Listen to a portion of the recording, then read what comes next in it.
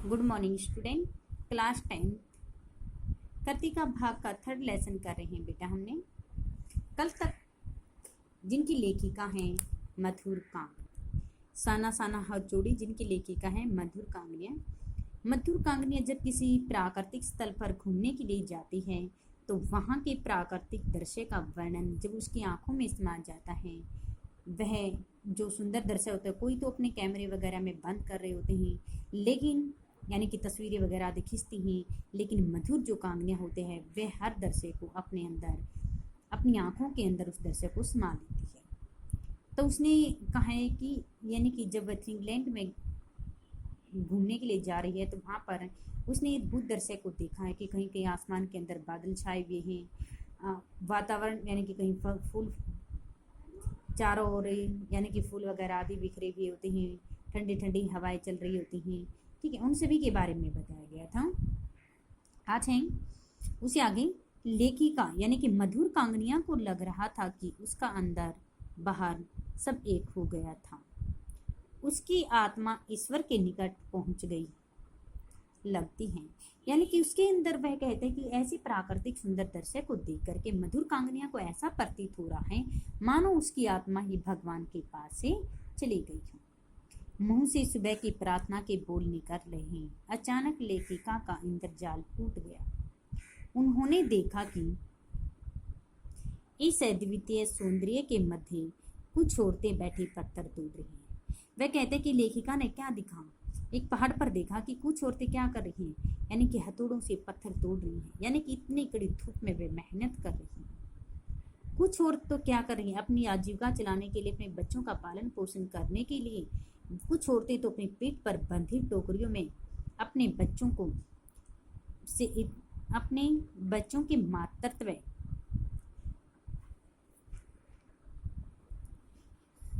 यानी कि कुछ ही औरतों की पीठ पर बंधी टोकरियों में उनके बच्चे थे। इतनी सुंदर वातावरण में भूख, गरीबी और मौत के निर्मम दृश्य ने लेखिका को सहमा दिया। यानी कि ऐसे दृश्य को जब वह देख रही है मधुर कांगनिया, तो वह हैरान रह जाती हैं कि औरतें देखो अपनी पीठ पर बंधी टोकरी अपने बच्चों को साथ में लिए हुए हैं और फिर भी वो इतनी कड़ी मेहनत से कार्य कर रही हैं। ऐसा लग रहा था कि मातृत्व और श्रम साधना साथ साथ चल रही है। ऐसा प्रतीत हो रहा है कि मातृत्व और यानी कि उनकी माताओं का और बच्चों का परिश्रम, उनकी माताएं साथ में उस परिश्रम के साथ साथ दूसरा परिश्रम बच्चों को पाल पोस रही, वो परिश्रम भी साथ साथ चल रहा है। एक कर्मचारी ने बताया कि यहाँ पहाड़ी मौत की भी परवाह नहीं करते। वह कहते कि इन पहाड़ों पर यानी कि कोई अपनी मौत तक की भी परवाह नहीं करता है। वे लोगों के लिए पहाड़ी रास्ते को चौड़ा बना रही है कि यहाँ पर यानी कि औरतें आने जाने वाले जो लोग होते हैं उनके लिए क्या कर रही हैं, इन पहाड़ी रास्ते जो छोटे छोटे हैं यानी कि जिसमें से सिर्फ एक गाड़ी ही जा सकती हैं, तो वह कहते उनके लिए सिर्फ क्या कर रही हैं, वो इस रास्ते को चौड़ा बना रही हैं, ऐसे पत्थरों को तोड़ तोड़ कर, क्योंकि पहाड़ों के ऊपर यानी कि वो पहाड़ जो होते हैं पत्थर हैं, उन पत्थरों को तोड़ा जाएगा तो तभी वे रास्ते चौड़े बन सकते हैं। कई बार तो काम करते करते इसमें किसी न किसी व्यक्ति की मौत हो जाती है। वह कहते कि इतना अधिक परिश्रम करने के बाद यहाँ पर यानी कि इन पत्थरों को तोड़ते तोड़ते कई बार तो ऐसा भी समय आया कि उन व्यक्तियों की मौत भी ऐसी हो जाती है, क्योंकि उन के पास क्या है, गरीबी है। ठीक है, वो गरीबी के लिए इन पत्थरों को तोड़ रही है और उनका मेहनताना जो मिलता है उसी से वे अपना गुजारा करती हैं। क्योंकि जब पहाड़ों को डायनामाइट से उड़ाया जाता है तो उनके टुकड़े इधर उधर गिरते हैं। यदि उसी समय सावधानी ने बरती जाए तो जानलेवा हादसा घट भी सकता है। वह कहते हैं कि यदि इन पहाड़ों को किसी मशीन्स वगैरह आदि के साथ जब तोड़ा जाता है, इन पत्थरों को तोड़ा जाता है, तो उन पत्थरों के क्या होते हैं, टुकड़े टुकड़े इधर उधर बिखर जाते हैं और उनके कारण कई बार व्यक्तियों की मौत भी हो जाती है।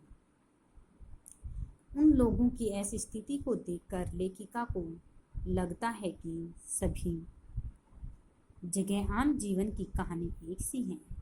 तो उन लोगों की जब स्थिति देखती हैं तो लेखिका को ऐसा प्रतीत हो रहा है हर जगह पर लोग ऐसे ही परेशानियों का सामना लोगों को कर रहा है।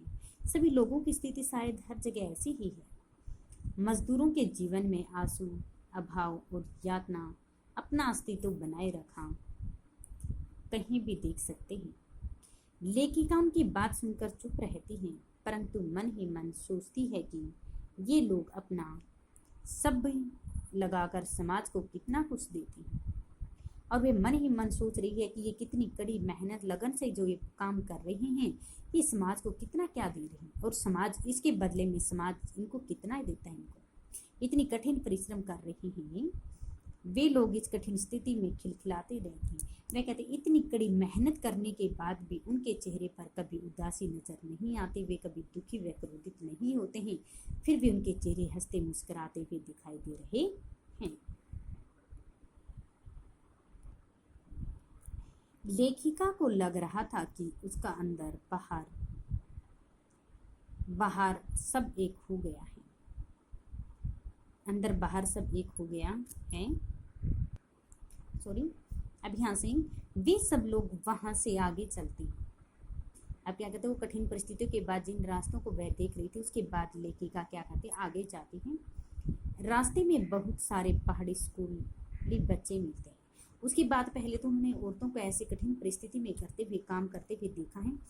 उसके बाद क्या देखती है वो कि बहुत सारे यानी कि स्कूली बच्चे इन पहाड़ों पर यानी कि बच्चों के लिए छोटे छोटे जो स्कूल है वो भी खोले गए, वो स्कूली बच्चे भी मिलते हैं। जितेन ने बताया कि ये बच्चे 3-3.5 किलोमीटर की पहाड़ी चढ़ाई चढ़कर स्कूल जाते हैं। फिर बताया कि ये जो बच्चे होते हैं, ये काम करने वाले जो बच्चे हैं, पहाड़ों पर जो स्कूल बनाए गए, ये 3-3.5 किलोमीटर की पहाड़ों पर चढ़ाई चढ़ते हैं, उसके बाद ये स्कूल जाते हैं। यहाँ आसपास 1-2 स्कूल ही हैं। ये बच्चे स्कूल से लौटकर अपनी माँ के साथ काम करते हैं।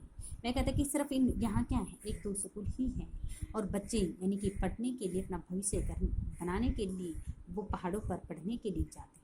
और फिर वे बच्चे पढ़ाई करके जब वापस घर आते हैं तो वह अपनी माँओं के साथ काम भी करते हैं, उनका हाथ भी बटाते हैं। यहाँ का जीवन बहुत कठोर है। यह कहते कि यहाँ पर बड़े बूढ़े व्यक्ति, जवान, सब व्यक्ति काम करते हैं। सभी व्यक्तियों का जीवन बहुत ही कठिनाई का है। जैसे जैसे चढ़ाई बढ़ती जा रही थी, वैसे वैसे खतरे भी बढ़ती जा रही थी। यदि पहाड़ों पर, मैं कहते कि जैसे पहाड़ों की ऊंचाई बढ़ती जाती है, उसी प्रकार से खतरे भी ऐसे ही बढ़ते जाते हैं, क्योंकि जितने ऊंचे पहाड़ों की खतरा तो उतना ही अधिक बढ़ता जाता है। कहीं ऐसा प्रतीत होता कि इन रास्तों से यदि कोई व्यक्ति गिर जाता है इन पहाड़ों से, तो उनका ये भी नहीं पता चलता कि वो कहाँ गिरा है, उसकी मौत यानी कि इसकी लाश वगैरह आदि भी नहीं मिल पाती है। रास्ता तंग होता जा रहा था, तंग यानी कि छोटा होता जा रहा था, बहुत बीड़ा था। जो गाड़ी वगैरह वो लेके जा रहे हैं वो ले जानी बहुत ही कठिन लग रही थी। कुछ रास्ते से ऐसे पहाड़ी रास्ते होते हैं जहाँ पर सिर्फ पैदल ही लोग जा सकते हैं, गाड़ी के माध्यम से नहीं जाया जा सकता है। जगह जगह सरकार की चेतावनियों के बोर्ड लगे हुए थे। गाड़ी धीरे चलाई। सूरज ढलने पर पहाड़ी औरतें और बच्चे गाय चराकर घर लौट रहे हैं। यानी कि जगह जगह पर लोगों को सावधानी करने के लिए, चेतावनी देने के लिए लिखा गया था कि ये रास्ते बहुत ही खतरनाक रास्ते हैं, आप इन रास्तों को आसानी से चलाएं गाड़ियों को। जब यानी कि शाम के शाम होने वाली होती हैं, यानी कि सूरज ढल जाता है, उस समय यानी कि औरतें क्या करते हैं, अपने बच्चों के साथ अपनी गाय को चराने के लिए लेकर गई हुई थी, वो वापस घर लौट रही होती हैं। कुछ के सिर पर लकड़ियां के गट्ठे थे, यानी कि कुछ तो क्या कर रहे थे, अपने बच्चों को और गायों को लेकर लौट रहे थे। कुछ औरतें क्या कर रही थी, लकड़ियों के गट्ठे ले रही थी। शाम के समय जीप चाय बागान में से गुजर रही थी। बागानों में से कुछ युवतियां सिक्कम परिधान पहने चाय की पत्तियां तोड़ रही थी। वह कहते हैं कि फिर यानी कि शाम के समय में उनकी जो जीप होती है वह उस रास्ते से गुजर रही थी, तो वहाँ पर देखता है कि यहाँ पर जो कुछ औरतें हैं यानी कि चाय बागानों के अंदर से पत्तियों को तोड़ रही हैं। उनके चेहरे ढलती शाम की सूरज की रोशनी में दमक रहे थे। वह कहते कि शाम की सूरज की रोशनी में उन स्त्रियों के चेहरे भी क्या कर रहे थे, चमक रही थी। चारों ओर इंद्रधनुषी रंग अपनी अपनी छटा बिखेर रहे थे। लेखिका इतना प्राकृतिक सौंदर्य देखकर खुशी से चीख रही थी, तोड़ रही थी। उसी समय चेहरे दमक रहे थे। चारों ओर इंद्रधनुषी रंग अपनी छटा बिखेर रहे थे। लेखिका इतना प्राकृतिक सौंदर्य देखकर खुशी से चीख रही थी। यानी कि लेखिका ने जब इतनी प्राकृतिक सुंदरता को देखा, इस प्राकृतिक दृश्य को देख करके चीख रही थी। युमथांग पहुंचने से पहले वे लोग लायुंग रुके। लायुंग में लकड़ी से बने छोटे छोटे घर थे। लेखिका सफर की थकान उतारकर तिस्ता नदी के किनारे फैले पत्थरों पर बैठ गई। उस वातावरण में अद्भुत शांति थी। यानी कि लेखिका मधुर कांगनिया जी जब घूमने के लिए जा रहे थे, वहाँ पर तो उन्हें पहाड़ों के अंदर औरतों को इस तरह से कठिनाई का काम करते हुए देखा है। और उसके बाद में फिर वे क्या करते, लायुंग चले जाते। वहाँ लायुंग भी गाँव के अंदर यानी कि छोटे छोटे लकड़ियों से बने हुए घर हैं, और वे अपनी थकान उतारने के लिए तिस्ता नदी के किनारे पर पत्थरों के ऊपर बैठ जाती हैं। उस वातावरण में अद्भुत शांति थी। ऐसा लग रहा था जैसे प्रकृति अपनी लय, ताल और गति में कुछ कह रही। यानी कि इतनी ठंडी ठंडी जो हवाएं चल रही थी, उसे ऐसा प्रतीत हो रहा है मानो अपनी इन्हीं ताल, लय, गति जो सुन की जो आवाज़ आती है हवा के अंदर से, वह कहते कि ऐसा प्रतीत हो रहा मानो ये हमसे कुछ कह रही है। लेखिका की सहयात्री मणि ने बहुत सुंदर नृत्य किया। लायुंग में अधिकतर लोगों की जीविका का साधन आलू धान की खेती और शराब ही था।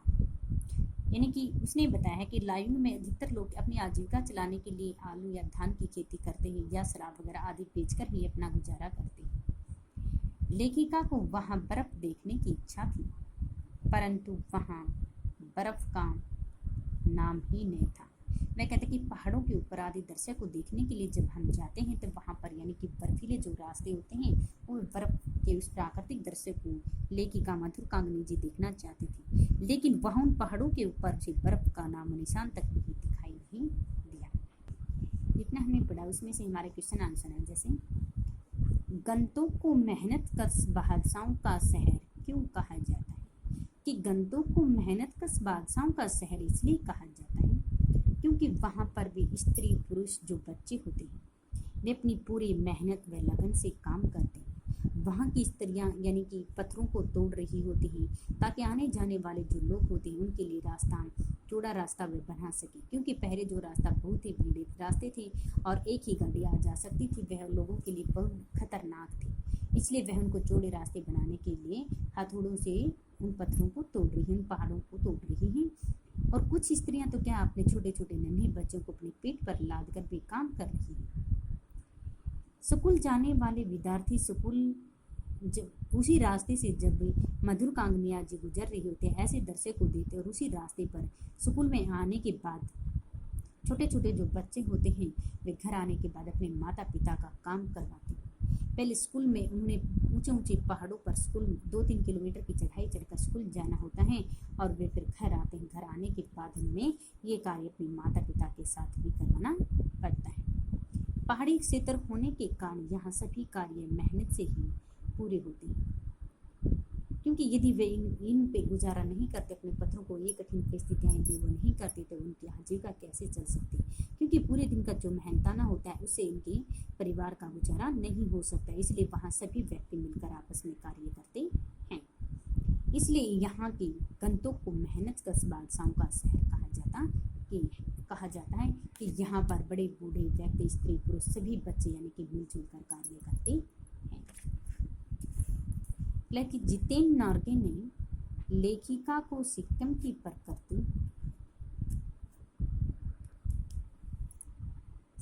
प्रकृति, वहाँ की भौगोलिक स्थिति एवं जनजीवन के बारे में क्या महत्वपूर्ण जानकारियाँ दी हैं, बताइए।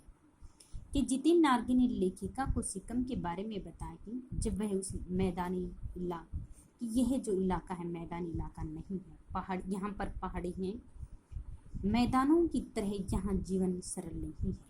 यानी कि जो मैदान होते हैं वहाँ पर प्राकृतिकता का जो दृश्य होता है वह बहुत ही सुंदर होता है देखने को, वह इतना कठिन नहीं होता है। लेकिन पहाड़ी क्षेत्रों पर जो लोग रहते हैं उनके लिए अपनी आजीविका चलाना बहुत ही कठिन है, सरल नहीं है, क्योंकि यहाँ पर कोई भी व्यक्ति कोमल या नाजुक नहीं मिलेगा। क्योंकि मैदानी क्षेत्रों में तो यानी कि छोटे छोटे जो बच्चे होते स्त्रियाँ होते हैं वे बहुत ही कोमल व नाजुक होते क्योंकि वे इतनी मेहनत का कार्य नहीं करते हैं। लेकिन पहाड़ों पर रहने वाले कोई भी व्यक्ति कोमल या नाजुक नहीं होता है क्योंकि उनको इतनी कठिन मेहनत करनी पड़ती है, क्योंकि यहाँ का जीवन बहुत कठोर है। क्योंकि पहाड़ी इलाकों पर रहने वाले व्यक्तियों का जीवन बहुत ही कठोर व कठिन माना जाता है क्योंकि उनको हर प्रकार के कठिन से कठिन कार्य करते हैं, क्योंकि पत्थरों को तोड़ना कोई आसान कार्य नहीं है, बहुत ही मेहनत का कार्य है। मैदानी क्षेत्रों की तरह यहाँ पर कोने कोने पर स्कूल नहीं है क्योंकि पहाड़ी क्षेत्रों पर तो यानी कहीं कहीं पर एक दो स्कूल ही दिखाई देता है और बच्चों को काफ़ी दूर तक अपने स्कूल जाने के लिए चलना पड़ता है और कड़ी धूप में उन्हें आना पड़ता है। और यानी कि मैदानी क्षेत्रों में तो जगह जगह में स्कूल दिखाई दे जाते हैं। नीचे की तराई में तो एक दो स्कूल होंगे ही। दूर दूर से बच्चे 3-3.5 किलोमीटर की चढ़ाई चढ़कर स्कूल पढ़ने जाते हैं। यहाँ पर तो बच्चे क्या करते हैं, 3 किलोमीटर के इन पहाड़ों पर बहुत गहरी कठिन चढ़ाई है और उन पर चढ़ कर के बच्चे स्कूल पढ़ने के लिए जाते हैं। ये बच्चे स्कूल से आकर अपने माता पिता के काम में हाथ बटाते हैं। पशुओं को चराना, पानी भरना, जंगल से लकड़ियाँ, भारी भारी गट्ठे सिर पर ढोना आदि कार्य करते हैं। सिक्किम की प्रकृति जितनी कोमल और सुंदर है, वहाँ की भौगोलिक स्थिति और जनजीवन उतना ही कठोर है। वह कहते हैं कि सिक्किम के अंदर यानी कि वैसे तो जो प्राकृतिकता का जो दृश्य होता है, जो वातावरण होता है, वह हमारा बहुत ही सुंदर दिखाई पड़ता है, पर उनकी भौगोलिक जो स्थिति होती है उसमें उनका जनजीवन बहुत ही कठोर माना जाता है। अगला है कि क्या लेखिका को लायूं में बर्फ देखने को मिली। उसके बाद में लेखिका मधुर कांगनिया जी कहाँ जाती हैं, लायूं में जाती हैं और वहाँ पर वह उन पहाड़ी क्षेत्रों पर बर्फ देखना चाहती हैं, लेकिन उसे बर्फ कहीं पर दिखाई नहीं देती है। यदि नहीं मिले तो उसका क्या कारण था कि लेखिका जब उन पर्वत स्थलों के निकट जा रही होती है तो उन जाते जाते उसकी इच्छा हो जाती है कि यहाँ पर मैं बर्फीली पहाड़ियों को दिखूं, लेकिन वहाँ पर लेखिका को भी बर्फीली पहाड़ियाँ वो बर्फ कहीं पर भी दिखाई नहीं देती है, क्योंकि लायुंग में उसे बर्फ होने का विश्वास था। परंतु सुबह उठते ही जब वह बाहर निकली तो उसे क्या होती, निराशा ही हाथ लगती है। यानी कि जब वह कहते हैं कि लायुंग में यानी कि सुबह के समय जब उठती है तो उसे ऐसा प्रतीत होता है कि यहाँ पर पहाड़ों पर बहुत सारे जो बर्फ होते हैं वो जमी हुई मिलेगी और ऐसे वो प्राकृतिक दृश्य को देखना चाहती थी। लेकिन उनका विश्वास यानी कि जब वह सुबह उठती है तो वहाँ लायुंग के अंदर वैसे कहीं पर भी बर्फ दिखाई नहीं देती तो उसे बहुत ज़्यादा दुख होता है। वहाँ बर्फ का एक भी कतरा नहीं था। लेखिका को लगा कि समुद्र में 14,000 फीट की ऊंचाई पर बर्फ का न मिलना आश्चर्यजनक बढ़ रहा है। उसी तरह प्राकृतिकता के साधनों में भी इस तरह से कमी आती जा रही है। मैं कहते हैं दूर दूर तक, लेकिन उसे कहीं पर भी प्राकृतिकता के दृश्य को दिखाई नहीं पड़ती हैं और इसके कारण बढ़ते प्रदूषण को बताया गया है कि इस प्रदूषण के कारण यहाँ पर जो प्रदूषण बढ़ रहा है, इस प्रदूषण के कारण यहाँ पर इन पहाड़ी क्षेत्रों पर बर्फ नहीं जमती और हमारे जो प्राकृतिक जो साधन होते हैं उनकी भी दिन प्रतिदिन कमी होती जा रही है। कितना कम लेकर ये समाज को कितना अधिक वापस लौटा देती हैं, इस कथन के आधार पर स्पष्ट करें कि आम जनता की देश की आर्थिक प्रगति में क्या भूमिका रही है। कि इसमें देश की आर्थिक प्रगति में आज आम जनता की महत्वपूर्ण भूमिका रही है। देश के महत्वपूर्ण संसाधनों के निर्माण में आम जनता जो होती है वह जनता की सहयोग करती है। आम जनता ही सहयोग करती है कि वहाँ पर जो स्त्रियाँ होती हैं जो पत्थर तोड़ने का कार्य कर रही होती हैं, वे ही लोग करते हैं जिन्होंने अपनी आजीविका चलाने के लिए कठिन से कठिन परिश्रम करना पड़ता है, क्योंकि इनके अलावा उनके पास कोई भी कार्य धंधे नहीं है जो वे कर सकें, क्योंकि पहाड़ों पर इनके अलावा कोई कार्य उनको मिलता ही नहीं है। इस कार्य में व्यक्ति का पूरा जोर लगता है कि पत्थर तोड़ने में व्यक्ति की पूरी जी शक्ति लगती है, परंतु उनके काम के बदले में उन्हें बहुत कम पैसे मिलते। क्योंकि यहाँ पर इतनी कठिन मेहनत करने के बाद भी इन लोगों को पैसे बहुत कम दिए जाते हैं, उनकी मेहनताना बहुत कम दिया जाता है। इसलिए बहुत कम मेहनताना मिलने के कारण स्त्री पुरुष बच्चे सभी मिलजुल कर कार्य करते हैं, तभी उनकी आजीविका चलती है, उनके बच्चों का पालन पोषण होता है। बड़े बड़े लोगों को धनवान बनाने वाले ये लोग अपनी दैनिक आवश्यकता की पूर्ति भी उन पैसों से बड़ी कठिनाई से करते हैं। कि चोर इनके लिए क्या करते हैं, यानी कि बड़े बड़े जो अमीर व्यक्ति होते हैं, जब घूमने फिरने के लिए ये लोग आते जाते रहते हैं, तो ये क्या करते हैं, पत्थरों को तोड़कर उनके लिए चौड़ा रास्ता बनाते हैं, बांध बनाने का कार्य करते हैं। तब बड़ी बड़ी फैक्ट्रियाँ बनाने की नींव आम जनता के खून पसीने पर रखी जाती है। सड़कों के निर्माण से यातायात का आवागमन सुगम हो जाता है। तैयार माल और कच्चा माल फैक्ट्रियां से एक स्थान से दूसरे स्थान पर सरलता से पहुंचाया जा सकता है, क्योंकि वह कहते हैं कि जब ये रास्ते चौड़े बन जाते हैं तो लोगों को आने जाने में आसानी हो जाएगी। यानी कि जब यहाँ से यानी कि तैयार जो माल होता है, कच्चा जो माल होता है, एक स्थान से दूसरे स्थान पर जब पहुँचाना होता है तो ये लोग आसानी से इन पहाड़ी रास्तों से आ जा सकते हैं, जिससे देश की आर्थिक प्रगति होती है। बांधों के निर्माण में बिजली का उत्पादन भी किया जाता है। वह कहते हैं कि ऐसे पहाड़ी स्तरों पर जगह आज लोग क्या करते हैं, अपनी बिजली का उत्पादन भी करने लगे, तथा फसलों की उचित सिंचाई के साधन भी यहाँ पर उपलब्ध कराए जाने लगे हैं। इन सब कार्यों में आम जनता का आपस में भरपूर योगदान रहा है।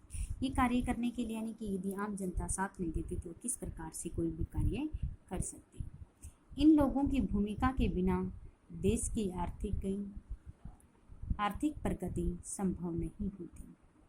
यानी कि यदि लोग ये सभी ऐसा योगदान उनका साथ नहीं देते तो यहाँ पर उनकी भूमिका के लिए आर्थिक जो स्थिति है वह अच्छी नहीं बन पाती।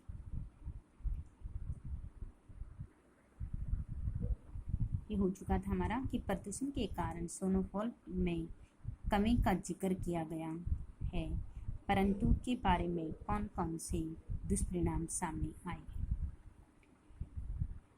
कि प्रदूषण के कारण प्रकृति का जो है संतुलन क्या हो रहा है। जब लायु के समय में उसे बर्फ दिखाई नहीं देती है तो जितेंद्र नार्गे जी उसे बताते हैं कि यहाँ बर्फ किस कारण से नहीं है, कि प्रकृति का जो संतुलन है बिगड़ गया था प्रदूषण के कारण, और इसी मनुष्य का स्वास्थ्य भी बिगड़ चुका है। और उसी प्रदूषण के कारण यहाँ लायु के अंदर बर्फ हमें कहीं पर दिखाई नहीं देती है। पूरे देश की सामाजिक आर्थिक व्यवस्था वातावरण जो होता है वो भी बिगड़ जाता है। यदि हमारा प्रदूषण यदि चारों तरफ प्रदूषण फैल जाएगा तो उस समय वह कहते हैं कि हमारे देश का, हमारी सामाजिकता का, आर्थिकता का जो वातावरण होता है वह पूरी तरह से समाप्त हो जाएगा, बिगड़ जाएगा। खेती के आधुनिक उपायों, खादों तथा कृत्रिम साधनों के उपयोग में भूमि की उपजाऊ शक्ति भी दिन प्रतिदिन खत्म होती जा रही है। यानी कि खेती की आधुनिकता उपयोग के खाद वगैरह आदि जो चीज़ें नहीं हम खेती के अंदर डालेंगे तो हमारी जो फसल होती है वह अच्छी नहीं हो पाएगी, हमारी उपजाऊ अच्छी नहीं बन पाएगी। यदि हम अपनी खेती के अंदर आधुनिक रासायनिक खादों वगैरह आदि का प्रयोग करते हैं तो हमारी जो भूमि होती है वह भी अच्छी हो जाएगी। बीज और खाद के दूषित होने के कारण, नहीं मिलने के कारण मनुष्य प्रकृति का विकलांग बना दिया है। यानी कि कुछ नहीं रहा है, यानी कि बीज व खाद ही नहीं डलेंगे तो हमारी प्रकृति जो होती है दिन प्रतिदिन जो पेड़ पौधे वगैरह होते हैं वो समाप्त होते चले जाएंगे और वातावरण प्रदूषित होता चला जाएगा। वायु प्रदूषण, जल प्रदूषण और ध्वनि प्रदूषण ने मिलकर मनुष्य और प्राकृतिकता को विकलांग बना दिया है। वायु प्रदूषण से सांस लेने के लिए स्वच्छ वायु की कभी कभी आवश्यकता बढ़ती चली जाती है और इसका मानव के शरीर पर बहुत गहरा प्रभाव पड़ता है। इसी प्रदूषण की इस समस्या से निपटने के लिए युवा पीढ़ी का जागरूक होना बहुत ही आवश्यक है। किसी संबंधित जो कार्यक्रम होते हैं वो कार्यक्रम हमारे प्रदूषण संबंधित जो निभाई होती हैं वो किया जा सकता है। जो आज 10th क्लास का आज का हमारा टॉपिक यही है, ये हमारा राइट प्लस लर्न।